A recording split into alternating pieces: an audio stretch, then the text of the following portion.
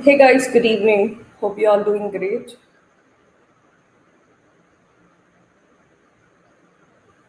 Yeah. So what did we do in the last class?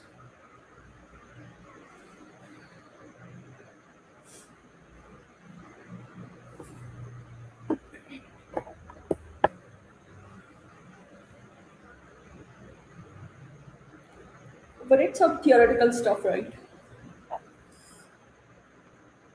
Okay. So far we have discussed about an introduction to ML types, and also we discussed about a linear regression, how to build a model, how to evaluate a model, and also we discussed about what is overfitting, underfitting, and assumptions, advantages, disadvantages, as well as in applications, right? So I'm left with one more topic when it comes to regression, that is basically regularization. Okay, so we'll discuss what is regularization, and also let me show you how to implement regularization, so that I'll be completing the regression concept, so we can start with a classification algorithm from next class. Okay, yeah. So I want you people to open a same notebook, linear regression. If you don't have a notebook, I'll just share my notebook, create a copy, and just upload data. Okay. So all the theoretical stuff related to regularization I have already given. So I'll explain one by one. So first upload data and make sure you run your notebook. A very important interview perspective questions. What is regularization? Why it's important? Advantages, disadvantages. And some people can also ask about the equations of regularization as well. Okay. Create a copy of notebook and just run entire notebook.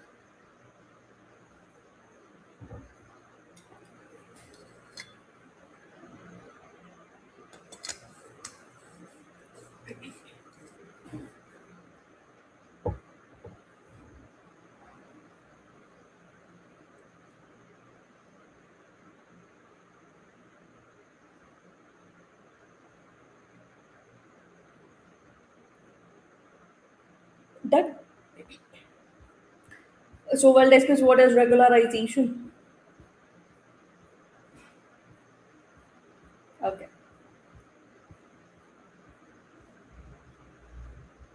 So we have already discussed about what is overfitting and underfitting. Usually, underfitting happens when model is too simple to learn the complex things, right? So whenever it results in underfitting, the best way is always to go with the complex models, so that the complex models can understand the complex data, so that we can overcome that underfitting concept. But when it comes to an overfitting, so the model will be complex itself, but the model tries to learn each and everything that is available in our data. When it is trying to learn everything that is available in data, important ones, not important ones, everything learning, so obviously the training performance will be good, but testing performance will go bad. So in order to overcome that overfitting, I said one of the way is regularization and second way is a cross validation. Cross validation we'll discuss in upcoming class. So for this class, for this regression, we'll discuss about a regularization. So what is regularization? Very important interview perspective concept.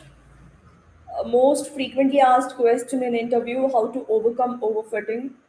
People say regularization, but many people fail to answer it. So I've given very simple definition, formula, everything, so that it becomes easy for you to explain in interviews. Okay. So when I say regularization, it is a simple concept in machine learning used to prevent overfitting. Regularization is a concept in machine learning which is used to prevent overfitting when a model learns the training data too well, including noise, outliers, everything, and performs poorly on a new data. That's what we call it like an overfitting, right? So to overcome overfitting, we use a concept called as a regularization. So how it reduces, what this regularization will do, it just adds a penalty to a model's complexity so it doesn't become overly complicated.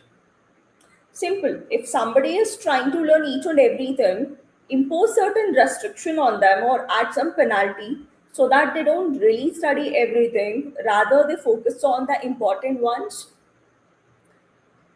for getting better results. Same goes with the regularization. First point, it is used to overcome overfitting. Second point, regularization is used to add the penalty. Penalty in the sense, a kind of restriction added on a data. Okay.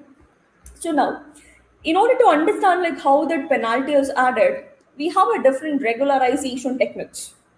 Okay, first one is L1 regularization. We also call it like a lasso regression. Second one is L2 regularization, which we also call it like ridge regression. And third one, we have elastic net regularization. So we have three different regularization techniques.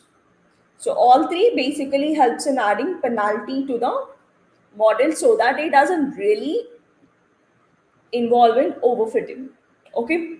So first one, L1 regularization. It is also called as lasso regression. So what do you mean by L1 regularization? What it is going to do? Simple. You know error function in our regression, right? Mean squared error. The cost function or an error which we call. So what this L1 regularization will do, it will add the absolute values of coefficients as a penalty term to the loss function. Simple, you have a loss function here, which is an error, right? The loss function is an error. And then what do you have? We are adding a penalty. How the penalty is added? Lambda summation modulo wi. So here lambda is a regularization parameter. Okay, and then wi is a model coefficients or a weight. So in our case, since it's a regression problem, you know model weights are going to be the coefficient slopes m1, m2, m3. Okay, for error, we are just adding the regularization parameter multiplied with absolute value of a weight. So this is how L1 regularization will be applied. Error plus lambda into summation. You can use Wi or you can use Mi. Mi in the sense the slope, model coefficient. Okay, which we call it like a slope or a weight. You can call with a different namings. Clear? Understood the formula? So now, what it is doing? We said that we are adding a penalty, right? The penalty is added using lambda and a summation modulo of coefficients. So what this equation will do or what this penalty will do, it reduces coefficient values. Okay, we'll be choosing lambda value in such a way that the coefficients of a column. Every column will have a coefficient, right? Coefficient in the sense of slope. So it will reduce the coefficient values. A many time, some of the coefficients becomes exactly zero. Why it's making zero? Let's say you have taken a data and you're training your model, but let's say some variables are like less important. Okay, so what this L1 regularization will do, it just removes the features which has less importance. So that is done with the help of this L1 regularization. Whichever features it feels like less important, those features coefficients will become a zero. When coefficient becomes a zero, that particular column cannot be included in a process, right? So that's how it reduces some of the coefficient values to a zero so that less important features will be ignored during model training. Did you understand what is L1 regularization? Is it making sense? It is just going to make our coefficients a zero. Which coefficients? The columns which has less importance. Okay, and then why we use L1? I said that it is going to reduce coefficients of certain columns to zero. That means it is eliminating certain features, right? So L1 is used for feature selection. It's a very good algorithm when you want to select the best features. Feature selection. Selecting the best columns is possible with L1. And second thing, what if you want to reduce or remove unnecessary features? Even in that case, L1 can be used for selecting best features or for removing unnecessary features. Usually, we use L1 regularization, very important algorithm which comes under a feature selection. For example, you're predicting the price of a house. So you have certain parameters or features like area, bedrooms, age, color of house. So in this case, obviously color is not useful for predicting the price of an house, right? So in such scenario, what your regularization algorithm will do, it just makes that particular column's coefficient as a zero. Everything done automatically. Okay, we need not do anything. I'm just explaining like how it's going to work. If any of the column it feels like it's not important according to your data, so it just makes its coefficient as zero so that that particular column, the color can be completely ignored during a model building. Okay, that is related to L1. Advantages, as I said, it's important for feature selecting, for selecting the best features. Second one, obviously, it reduces overfitting. When it's not learning too much, obviously, we can reduce overfitting. The model performance will be good. And it creates a simple models by reducing the complexities. So it creates a simple models. These are the advantages. When it comes to disadvantage, sometimes what happens now, there is a possibility that it can also remove the useful features. If penalty is too much, even important features can be removed. So you should be a little cautious of it. And less stable when features are highly correlated. When two variables are like highly correlated, and if you have not handled that multicollinearity, if you have not handled with heat map, so what it will do, this method might be less stable. Okay, because it might be confused to understand like what should be, which column should be reduced to zero, because features are like highly correlated, they are dependent. Okay, this is all about L1 regularization. Simple. L1 regularization used to reduce overfitting by adding penalty to the loss function. How we are adding penalty? So you are multiplying regularization parameter lambda with summation of weights. Weights in the sense coefficients here. Coefficients means a slopes. Okay. So what this L1 regularization will do?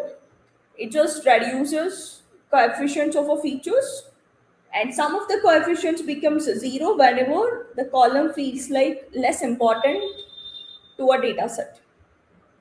Okay, and then why it's important for feature selection, or in other way around we can say it's good in reducing unnecessary features.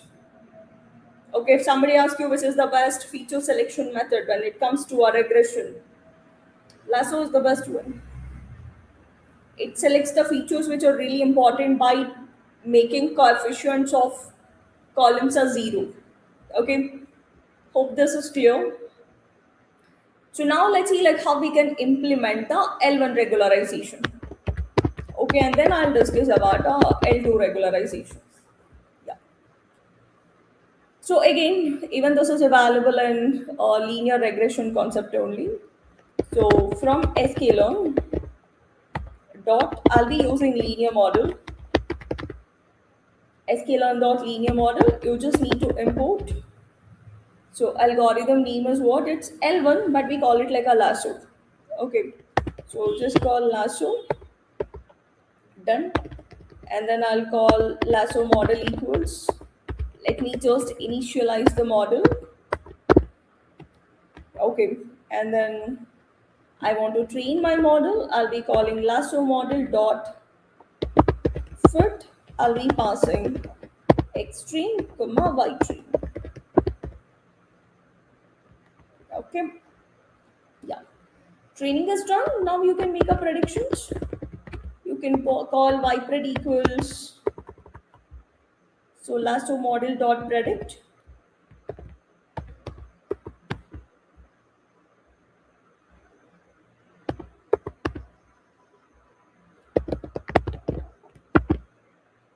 You'll be passing X test in order to make a predictions. Done. You have done a predictions. Now you can evaluate the model. You can use the same techniques that you have used in linear regression in order to evaluate a model. The same thing can be used even here as well. Okay.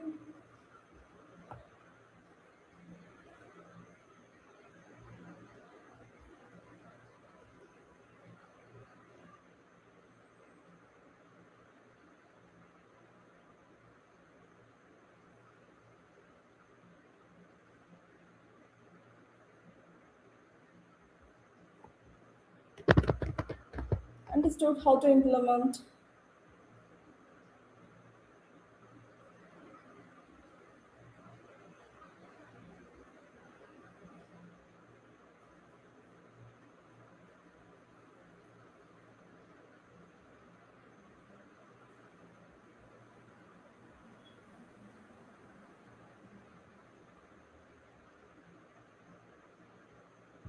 Will evaluate it.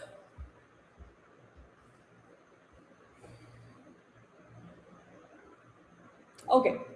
So basically, we have to use regularization parameter, right?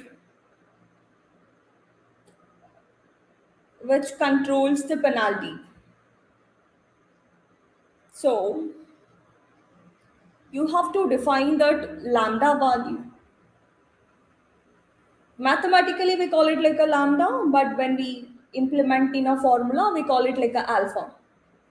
Okay. So now, what should be the alpha value that we have to choose?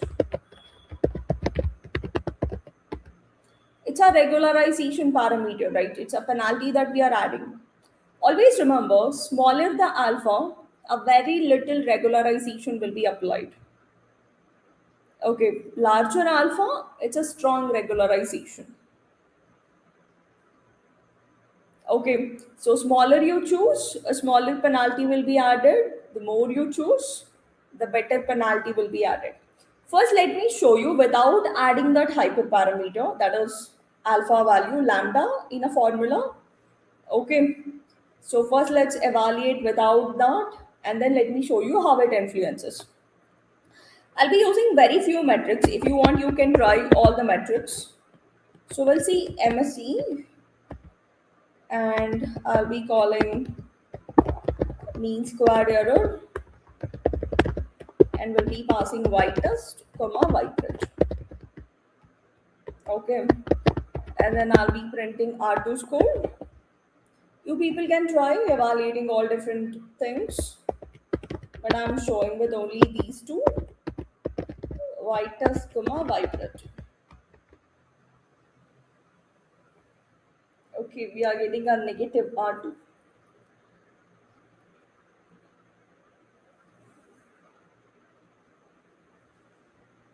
Okay, so we'll add a regularization parameter.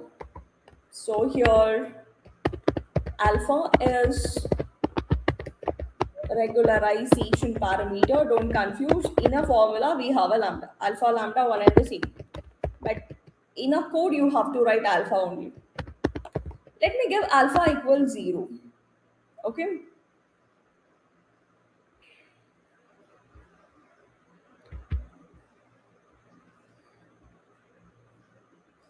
Regularization parameter which controls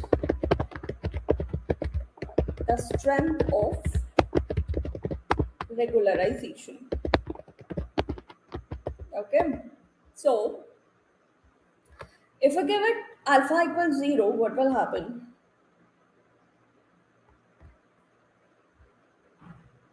Not bad. R2 score we got 80%. See, without that alpha value, our scores were like kind of strange values, right? It was giving some negative values and all. So writing regularization parameter is super important. So it was the R2 score that we got previously. Okay, it's 80.6 something. We got almost 80.66. Okay, we'll try increasing. I'll use 0.01. Well, it's reducing. Okay, and let me use zero point 0.5. Okay, if I use alpha 10. Okay,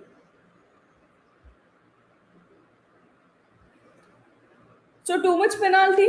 So it is shrinking everything to a zero. So strong regularization. So we'll add a small penalty. Adding small penalty is always a good option. Let's use 0.01. Yeah, that's good. You can also try with zero point 0.1 reduced.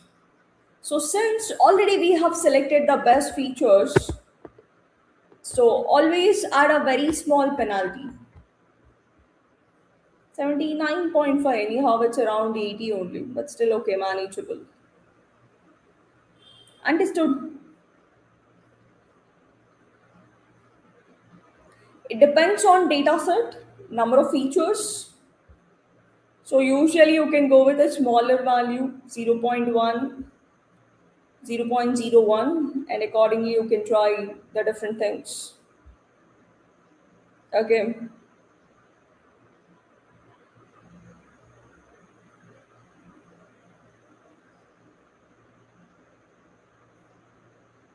Hope it's clear. This is all related to lasso regularization. Simple.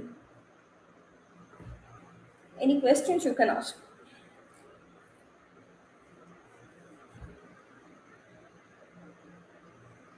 Just remember what is it, formula, what it does, and this implementation. Enough. Don't remember like too much technical thing. Explain it in a very simple way. Got it? Yeah. Coming to L2 regularization. Just opposite. Not opposite. It adds some extra things. L2 regularization is also called as a ridge regression. So what it does, even this is going to add a penalty, but in a different way. Previously, it has added absolute weights, right? Like summation, modulo weights were added to the error multiplied with regularization parameter. When it comes to an L2 regularization, L2 means remember square. So to your error, along with regularization parameter lambda, will be multiplied with summation of weight square. So instead of adding absolute values, here it is trying to add a square. So basically, what happened in a previous case, since we were using a modulo, the less important features were directly 10 to 0. We were just like vanishing the less important features. The feature itself was like getting vanished because of the coefficient was tending to 0. But when it comes to L2 regularization, we are not completely reducing it to a 0. Rather, we are shrinking it. I'll explain why. Because of the square of coefficients. Okay, here again, lambda is a regularization parameter and WII is the model coefficients or a weight. It's like our coefficients of each column slope. So what it will do, unlike L1 regularization, it will not make a feature or a coefficient of a feature completely zero. Rather, it will string coefficient values towards a zero. Okay, it makes it very smaller, not really zero. It doesn't make coefficients exactly zero, but it is just tending it to zero, nearby zero. So what happens in this case? It's not removing features which are not really important. We are adding them but giving less importance. We are including them in our data during training, but we are giving less importance to it. So that's an interesting thing related to this ridge regularization, which is L2. Okay, so in a previous case, we were completely removing features by making the less important features coefficient as a zero. But in this case, we're not making it completely zero, rather, we are just making it near to zero so that even all the features will be included in our data. Okay, not completely removing like L1. Understood? Stringing coefficient values towards a zero doesn't make coefficients exactly zero. We're not making it zero, just making it very small. Okay, so that it keeps all features in the model. Everything will be included in a model building. Why we use it? Obviously to reduce our overfitting, and this is best in handling multicollinearity. In previous case, it was struggling to find the balance between the highly correlated values, but L2 is good when it comes to multicollinearity in the sense the columns which has high correlation among each other.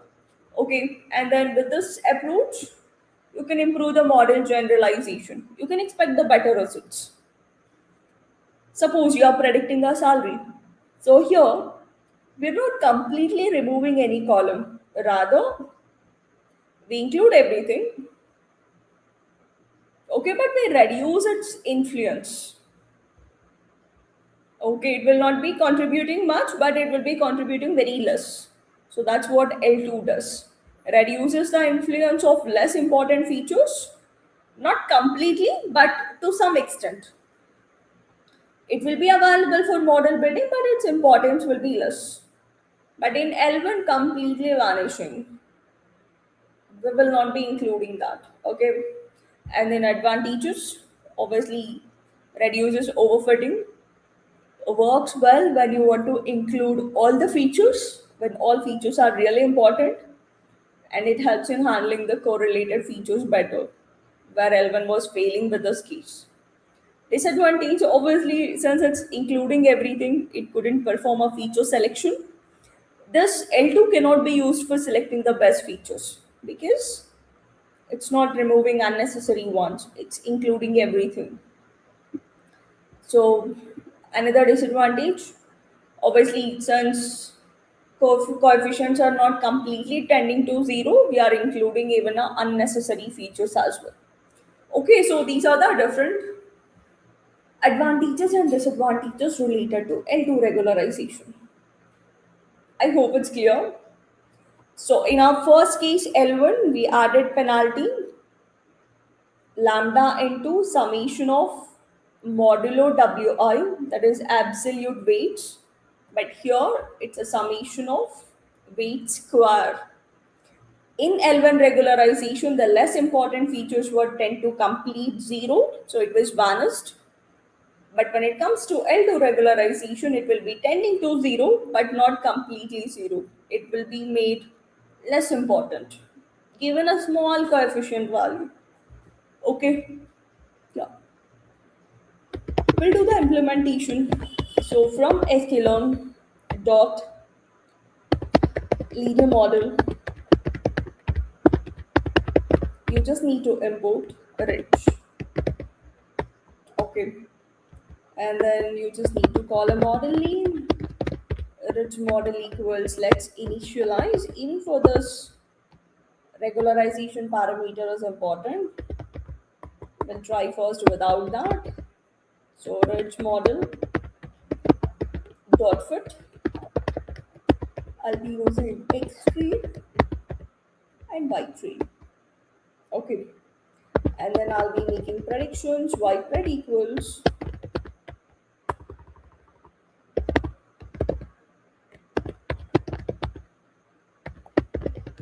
rich model dot predict. I'll be using x test. Done. So we'll evaluate.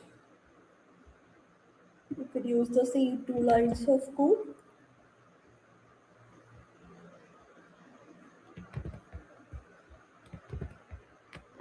Yeah.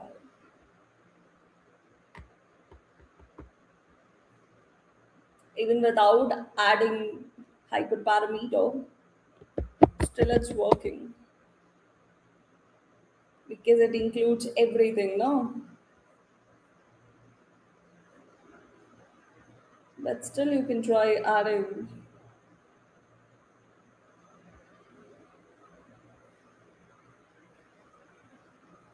your alpha. Again, I'm giving a very small penalty, 0.01. Almost same. If I add more penalty, it's reducing, you can see. 0.01, it was almost like 80.66. You know why it's giving almost same like your linear regression? Because it's including all the features. Right. In L1, in our last show, it gave us bit less because some of the features coefficient might have become a zero. You can actually see if you want to see the coefficients of this ridge, you can see. You can just call ridge model. It will be using your linear regression concept only. Only extra penalties will be added. Okay. So ridge model dot coefficients. So not everything will be 10 to 0. See, it made it like very smaller. You can try for lasso model. We give a same name.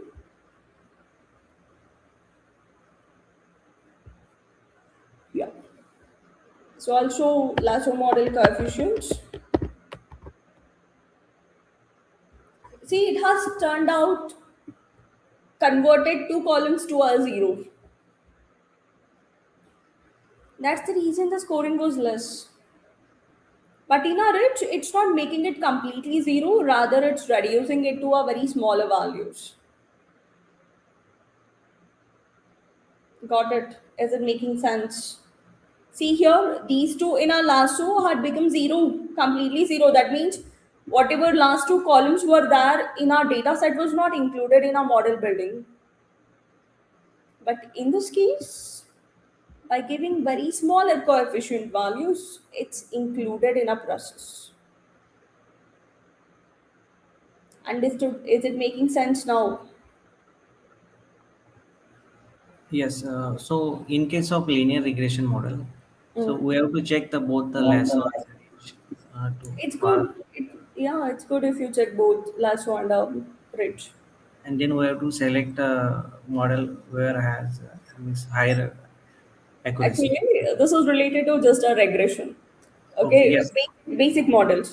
Still, we have KNN model, SVM model, decision tree. You can boost your model performance up to 88 Yes. because this is very simple model. It's using just straight line concept.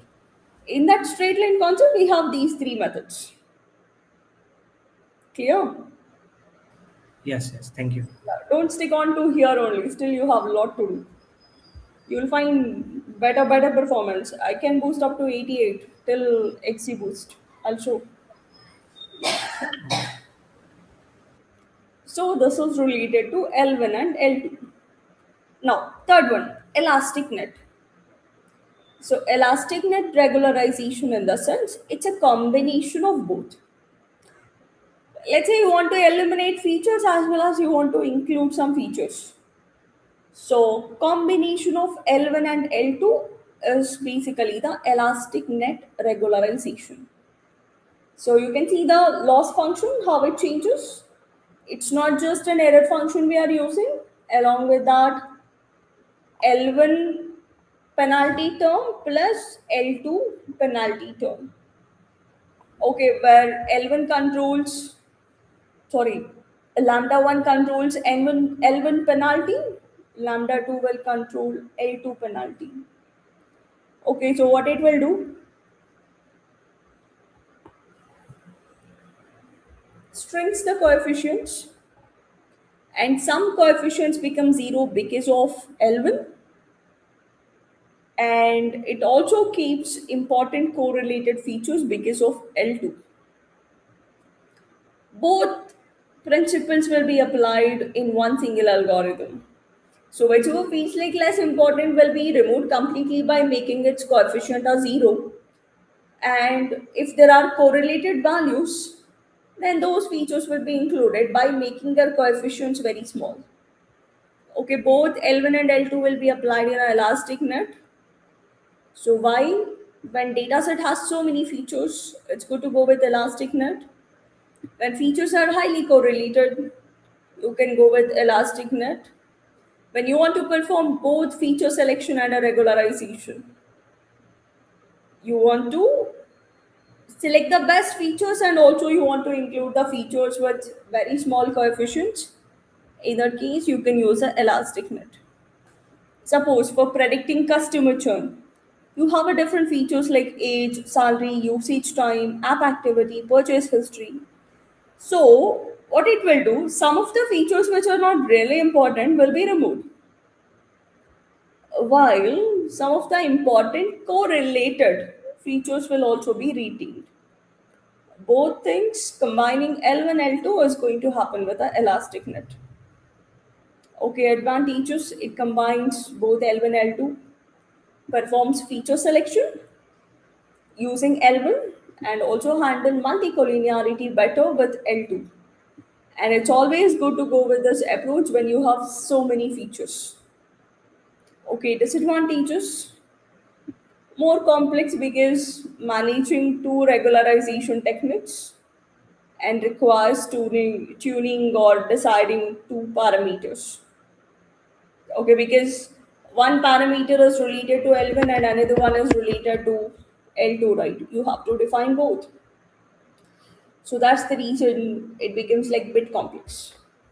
So we'll see like how to implement this elastic net in a same manner, but you have to define two hyperparameters or two regularization parameters. So from sklearn dot linear model, everything comes under a linear regression concept only the error function is changing. So from sklearn dot linear model, just import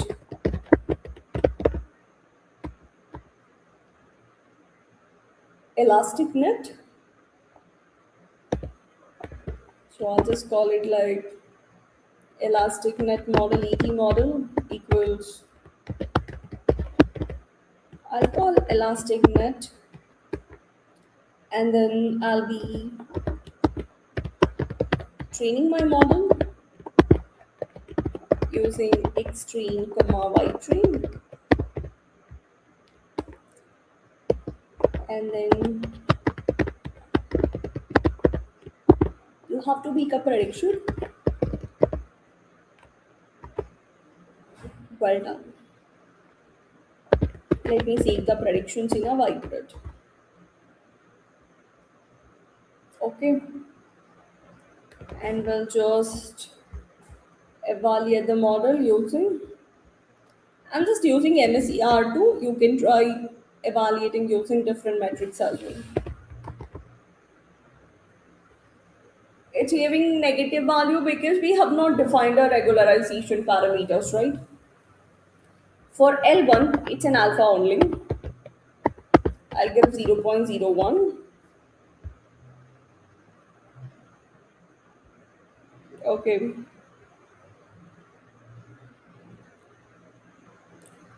Alpha overall controls the regularization strength, and to control a balance between L1 and L2, we have L1 ratio. L1 ratio. So when I say L1 ratio, which controls the balance between L1 and L2, if you give it 0, let me give this. L1 ratio controls balance between L1 and L2. Okay. If it is 0, what will happen if it's a 0? Is it L1 or L2?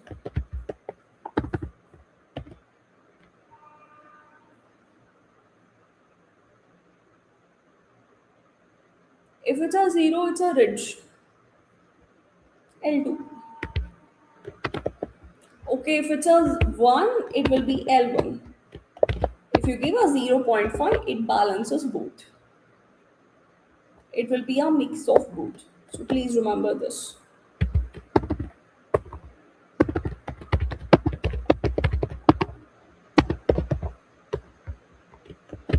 So Alpha basically controls a regularization.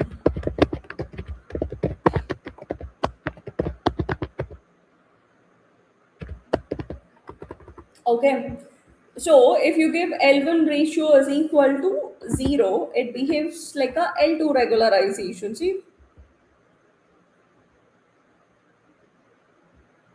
if you give it 1, it behaves like a L1 regularization. If you want to include both, always give your L1 ratio as 0.5. So it makes sense. Combine both. Some features might have been removed. Some features might have been 10 to very smaller value of 0. So if you want, you can see the coefficients as well to analyze. You can see nothing made 0, but it's made like very small value. So here minus 0, 2 and all, it's 10 power something. Okay. So making coefficients are very smaller so that the feature selection as well as including the best features will happen in a same model. Clear? This is how regularization basically helps you in overcoming the overfitting. And even in some advanced algorithms like our decision tree based algorithms, we're gonna use the same regularization concept. The parameters will be using to reduce the overfitting.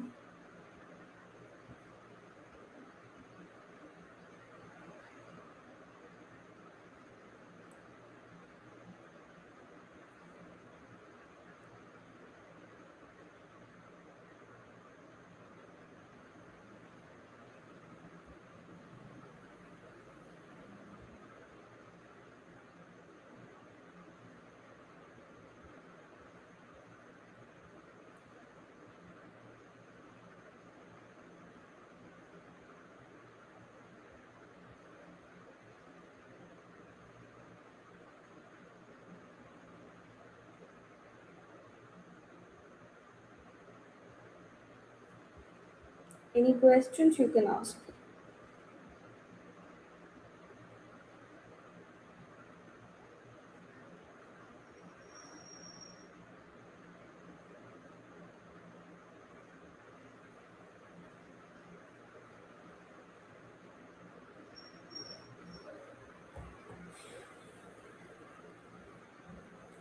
This concept is important from interview perspective. People can ask what is regularization, what is the difference between L1 and L2, what is elastic net, how ridge is different from lasso, which regularization technique is used for feature selection, which can handle a multi-collinearity better. So a lot of questions could be asked based on whatever I taught today. When it comes to coding, you need not remember everything. People can ask you what is alpha, what is L1 ratio. So those things you have to remember. And equations of L1 regularization, L2 and elastic net. Okay, so these are the regression algorithms, the basic algorithms that are based on linear regression. Clear? Any questions?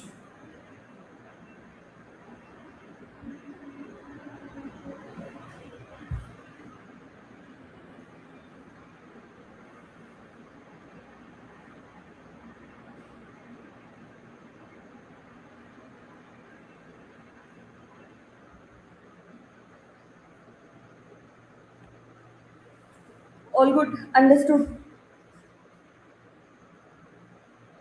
So I'm done with regression then.